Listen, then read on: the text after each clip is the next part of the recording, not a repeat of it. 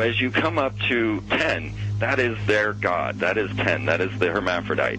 But if you stop at 9 and you skip to 11, skipping God, then you are a Luciferian. Because 11 is the number of the magician. It's the one step above. Once you have accomplished the tree of life, you are now the magician. You are one above 10. But they're doing it by skipping God.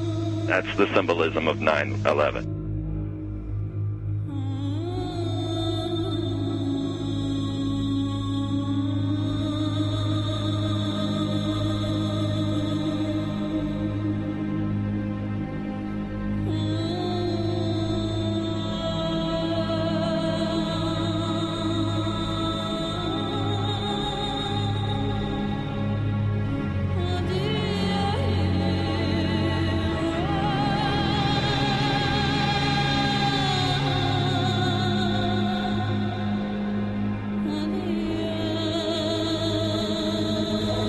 It is a big idea, a new world order.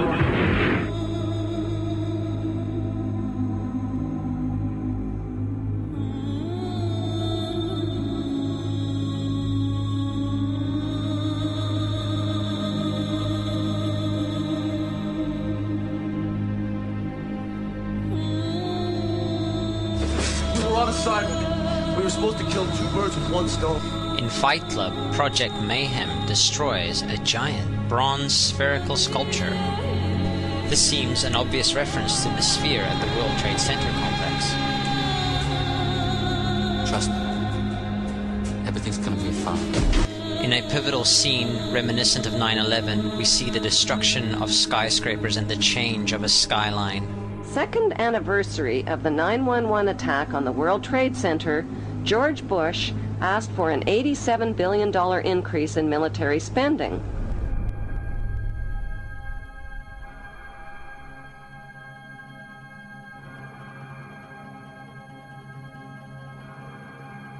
In 1904, Crowley would receive the Book of the Law soon after meditating in the King's Chamber of the Great Pyramid. He claimed he had been contacted by a being called Aiwass. Crowley would also use this symbol in his work.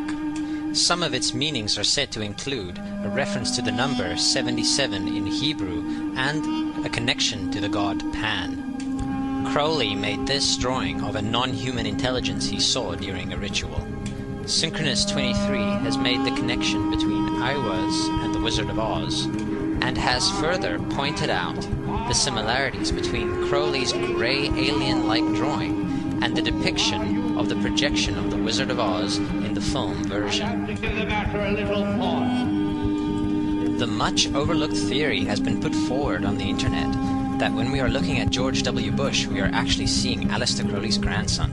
I have suggested that this video footage of George W. Bush reading The Pet Goat, coinciding with the start of the 9/11 mega ritual, is in fact a dedication of the 9/11 mega ritual to the great god Pan by Aleister Crowley's grandson.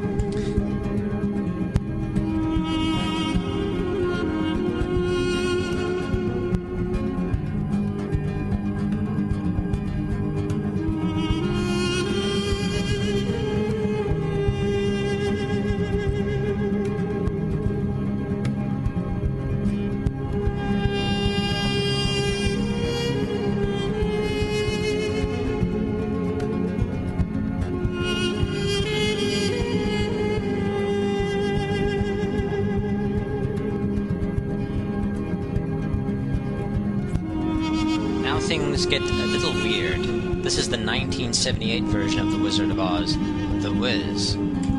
Again, we see the Emerald City connected to New York. On arriving at the end of the Yellow Brick Road, Dorothy and her companions go through the circular portal. Through the door, we see 3 pyramids. Behind the pyramid shape, in between the pyramid pillars of the World Trade Center, we see the sphere, the representation of the Kaaba.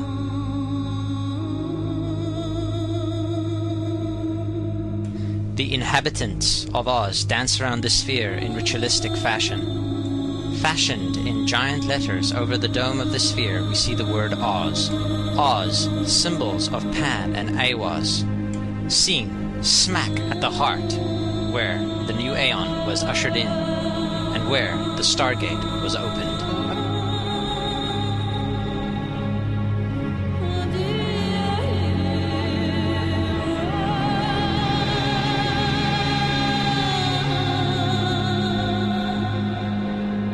Between the Twin Towers is called the Spherical Caryatid. It was made by artist Fritz Koenig and was nicknamed the Sphere.